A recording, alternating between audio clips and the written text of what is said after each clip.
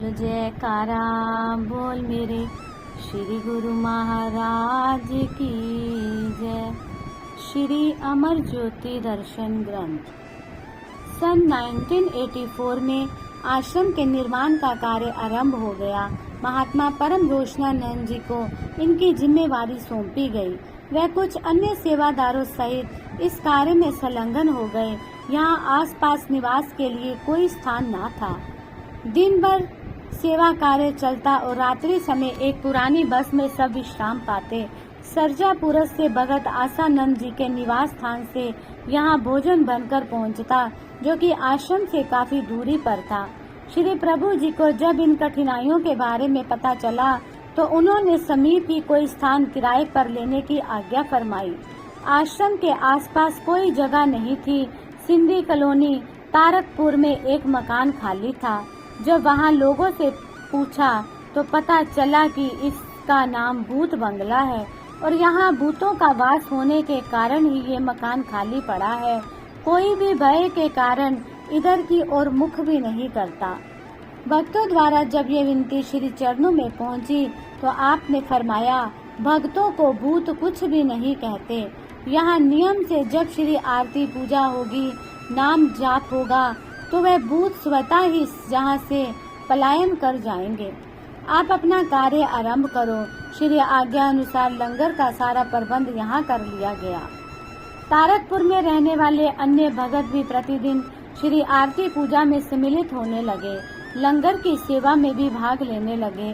बच्चा बूढ़ा जवान जब सेवा का सौभाग्य पाकर कृतार्थ होने लगा। ये सब महापुरुषों की अनंत अनंत कृपा का ही फल है। जिस स्थान की ओर भय के मारे कोई देखता तक न था, महापुरुषों ने वहां सेवा भक्ति की ऐसी लहर चलाई कि उन्हें ये भी स्मरण न रहा कि यहाँ कभी भयानक आवाजें आती थी। महाप्रभु जी ने स्वयं भी कई बार इस स्थान को कृतार्थ किया। इस प्रकार 2 वर्ष तक ऐसे ही कार्य चलता रहा। एक बार आपने यहाँ कृपा फरमाई और सारे आश्रम का निरीक्षण किया। उस समय श्री मंदिर जी का निर्माण कार्य चल रहा था। आपने फरमाया कि पहले यहाँ पर लंगर बनाने का स्थान तैयार करो तथा आवास के लिए भगत एवं भक्तानियों की ओर भवन बनाओ। भक्तों ने श्री आज्ञा शिरोधार्य कर लंगर और आवास के लिए बिल्डिंग तैयार कर दी। फिर धीरे धीरे श्री मंदिर जी का निर्माण कार्य भी होने लगा। आपने यहाँ सेवा की ऐसी निराली दात बख्शी कि सेवकों को न दिन का होश रहता और न रात का। सब मस्त होकर सेवा में जुटे रहते। आप जब जब यहाँ कृपा फरमाते, स्वयं विराजमान होकर सेवा कार्य करवाते और सेवकों के दिल में नित्य नूतन उत्साह भरते। मनोहारी लीलाओं से सरसाते, भोग प्रसाद खिलाते, अमृत वचनों की वर्षा में मज्जन करवाते। प्रेमी जन भी इस दिव्य अनंत की मस्ती में खोए हुए अपने धन्य भाग्य मनाते। आश्रम के पास जहाँ केवल एक ही मकान था, वहाँ पर भी 15-20 बंगले बन गए। उनमें रहने वाले 8-10 परिवारों ने नाम दीक्षा ले ली। सेवा व सत्संग में उनकी रुचि बढ़ती गई और वह इस स्वर्णिम अवसर को पाकर धन्य भाग मनाने लगे। श्री मंदिर का कार्य लगभग पूर्ण हो चुका था। आसपास का सारा स्थान अभी बिल्कुल खाली पड़ा हुआ था। यहाँ पर ना कोई बिल्डिंग और ना ही कोई पार्क आदि बना हुआ था।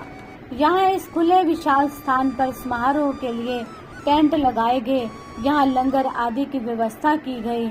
मनमाड़, येवला, नासिक, औरंगाबाद एवं अन्य समीप एवं दूरवर्ती स्थानों से प्रेमी गुरुमुख यहाँ आकर श्री दर्शन और सत्संग का लाभ उठाने के लिए एकत्रित होने लगे। महाप्रभु जी प्रातः श्री कार में विराजमान होकर टेंट के मध्य में बने हुए रास्ते से बाहर सैर के लिए जाते तो कुछ गुरुमुख कार के पीछे पीछे जाते। उन्होंने देखा कि आप 1-2 जगह पर खड़े हुए सुरक्षा कर्मियों के पास कार रोकते। वे श्रद्धा सहित श्री चरणों में शीश झुकाते तो आप फरमाते कि ये तुम्हारे बहुत ऊंचे भाग्य हैं जो इस सेवा का सौभाग्य मिला हुआ है। उन्हें प्रसाद देकर आप पीछे आ रहे गुरुमुखों से सड़कों की सफाई की सेवा करवाते और बहुत ही मौज में आकर श्री मुख से ये वचन फरमाते कि सेवा की दात देकर हम आपको तन मन को पवित्र करने का साधन एवं सुअवसर प्रदान कर रहे हैं। इस स्थान पर समय पाकर कई गुरुमुख प्रेमी निवास करेंगे। अंततः वह सौभाग्य दिन और सुहानी घड़ी आ गई, जिसकी सभी गुरुमुख प्रेमी बहुत उत्सुकता से प्रतीक्षा कर रहे थे। श्री मंदिर जी को सुवासित पुष्पों और बिजली की टिमटिमाती लड़ियों से खूब सजाया गया। 7 दिसंबर सन 1986 के शुभ दिन श्री परमहंस सतगुरु जी महाराज ने निज कर कमलों से श्री मंदिर जी का भव्य उद्घाटन किया। प्रातः अति सुंदर सुसज्जित सिंहासन पर श्री परमहंसों की दिव्य प्रतिमाएं विराजमान की गई।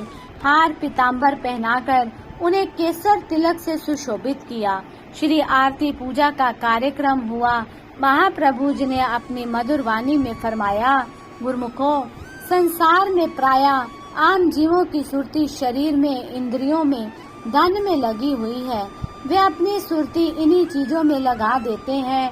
आप जैसे पुण्य संस्कारी जीव जो मालिक की भक्ति में लग जाते हैं, वे विरले ही होते हैं। जिस प्रकार संसार में कई इमारतें बनती हैं, उनमें हर प्रकार के सुख सुविधा के सामान भी सुलभ होते हैं, परंतु उनसे रूह को कोई लाभ पहुँचे, ऐसा नहीं है। लाखों हजारों में ही कोई ऐसा भवन में इमारत बनती है, यहाँ प्रभु की महिमा या प्रभु का सुमिरन होता है। जैसे आप देख रहे हैं कि यहाँ आज जो श्री परमहंस अद्वैत मंदिर का शुभ उद्घाटन हो रहा है, गुरुमुख जन यहाँ आकर श्री आरती पूजा और भजनाभ्यास करके अपनी रूह का कल्याण करेंगे। ये सुनहरी अवसर आप जैसे विरले भाग्यशाली गुरुमुखों को मिलता है। इन नियमों पर चलकर वह अपना जीवन सार्थक कर लेते हैं। आम संसारी जीव ऐसे अनमोल समय को व्यर्थ गवा देते हैं। गुरुमुख संसार में रहते हुए भी भजनाभ्यास करके अपनी असली चीज को प्राप्त कर लेते हैं और अपना लोक परलोक स्वार लेते हैं। वे अपनी कमाई में गफलत नहीं करते, अपना तन मन धन सारी ताकत मालिक के नाम में खर्च कर देते हैं और सच्चा लाभ प्राप्त करके खुशी से अपना जीवन व्यतीत करते हैं। महापुरुषों की भी यही मौज होती है। उन्होंने जो ये रचना रचाई है, सब गुरुमुख यहाँ आकर भक्ति का सच्चा लाभ प्राप्त करें और अपना लोक परलोक सफल करें। सबको आज के इस समागम की बहुत बहुत बधाई हो। इस प्रकार शुभ मुहूर्त के इस दृश्य को मन मंदिर में बिठाते हुए सब ने दिव्य अलौकिक आनंद की अनुभूति की। श्री प्रभु जी ने भी समस्त संगत को अपना शुभ आशीर्वाद प्रदान करते हुए निज मुख से मुबारकबाद दी। इस सुहाने सुखद अवसर पर ऐसा प्रतीत होता था कि मानो देवतागण भी इस समारोह में सम्मिलित होकर नभ मंडल से पुष्प वृष्टि कर रहे हो। महापुरुष हर क्षण हर पल परमार्थ पथ की ओर उत्तरोत्तर बढ़ते हुए अनवरत जीव कल्याण करते हैं। जिस पर उनकी कृपा दृष्टि पड़ जाए, अनायास ही उसका उद्धार कर देते हैं। अहमदनगर में श्री मंदिर जी का मुहूर्त करने के पश्चात श्री प्रभु जी कार द्वारा श्री प्रयागधाम की ओर जा रहे थे। साय समय सड़क के एक और कार रुकवाई। वहां पर खेत में 10 मिनट तक भ्रमण करते रहे। खेत के किनारे पर खड़े एक बुजुर्ग व्यक्ति पर आपकी दृष्टि पड़ी। उसकी ओर निहारते हुए पुनः कार में विराजमान हो गए। कुछ समय आगे जाने पर कार रुकवाई और स्वयं नीचे उतरकर सेवादार को संग लेकर सड़क पर चलने लगे। पीछे पीछे धीरे धीरे कार भी आ रही थी। खेत के किनारे खड़े उस बुजुर्ग व्यक्ति को अपने पास बुलाया और फरमाया, भगवान का नाम राम राम लेते हो? उसने कहा, नहीं, मुझे खेत के कार्य से अवकाश ही नहीं मिलता। श्री प्रभु जी ने उस पर कृपा करते हुए पुनः फरमाया कि खेत में काम करते हुए या अन्य कोई कार्य करते हुए भगवान का नाम राम राम जरूर जपा करो। श्री वचन श्रवण करते ही उस बुजुर्ग ने राम नाम का उच्चारण किया और अपने अंदर एक नई स्फूर्ति को पाया। उसने श्री चरणों में मत्था टेका। महाप्रभु जी ने कार में से प्रसाद मंगवाकर उसे प्रसाद देते हुए पुनः फरमाया कि चलते फिरते उठते बैठते राम नाम का जाप किया करो। श्री सतगुरुदेव जी महाराज स्वयं उस व्यक्ति के लिए लौट कर आए और उसके संस्कार जगाए। यही है परमार्थ पथ में महानता और विशालता का एक स्वरूप। इन गुप्त रहस्यों को जीव बुद्धि नहीं समझ सकती। इस आश्रम के बन जाने से श्री प्रयागधाम से श्री अनंतपुर तथा श्री अनंतपुर से श्री प्रयागधाम जाने वाले गुरुमुखों को सुविधा मिल गई। ट्रक, पिकअप तथा अन्य गाड़ियां यहाँ जलपान कर कुछ विश्राम पा लेती हैं। आसपास के लोगों को सत्संग और सेवा का स्थान मिल गया। समय समय पर श्री सद्गुरु देव जी महाराज भी यहाँ श्री दर्शन देकर गुरुमुख प्रेमियों को घर बैठे ही श्री दर्शनों से लाभान्वित करते रहे।